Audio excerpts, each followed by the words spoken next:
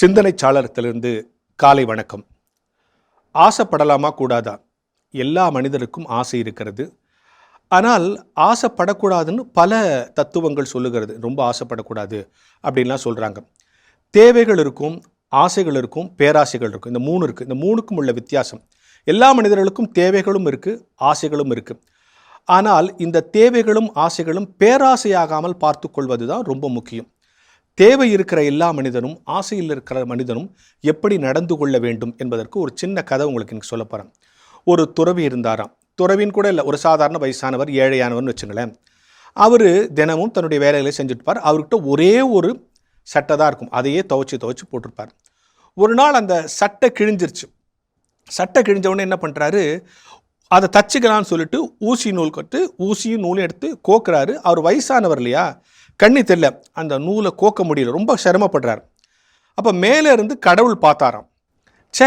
இந்த ஊசி நூலை கோக்க இவ்வளோ கஷ்டப்படுறான், அவங்ககிட்ட இருக்கிறது ஒரு சட்டை தான், இந்த சட்டை இன்னொரு சட்டை வாங்கணும்னு அவன் ஆசைப்படலை, இதையே தச்சு போட்டுக்கணும்னு ஆசைப்படுறான். அவனுக்கு ஏதாவது நம்ம ஒரு வரம் கொடுக்கணுன்ட்டு அவன் முன்னால் தோன்றி, உனக்கு என்ன வேணும் கேள், ஒரு சட்டைக்கு மேல் இன்னொரு சட்டை வேண்டும் என்று கூட ஆசைப்படாத உனக்கு ஏதாவது செய்யணும்னு நான் வந்திருக்கிறேன்றதுக்காக நின்று உனக்கு என்ன வேணும் கேள் அப்படின்னாராம். அதுக்கு அந்த வயசானவர் சொன்னாராம், என்ன சொல்லியிருப்பார், வேறு சட்டை கொடுங்கன்னு கேட்டிருக்கலாம், இல்லைனா கிழியாத ஒரு சட்டை எனக்கு கொடுத்துருங்கன்னு சொல்லியிருக்கலாம், இல்லைனா கிழிஞ்சது தானாக தச்சு ஒட்டிக்கிற மாதிரி பண்ணிவிடுங்கன்னு சொல்லியிருக்கலாம். ஆனால் அந்த பெரியவர் சொன்னாராம், ஒன்றும் இல்லைங்க, இந்த நூலை ஊசியில் கோத்து கொடுத்துருங்க, நான் தச்சுக்கிறேன் அப்படின்னாராம். அப்போது தேவைகள் ஆசைகளாகாமல் பார்த்து கொள்வது என்பது இயல்பு, ஆசைகள் பேராசை ஆகாமல் பார்த்து கொள்வது என்பது மிகவும் நல்லது.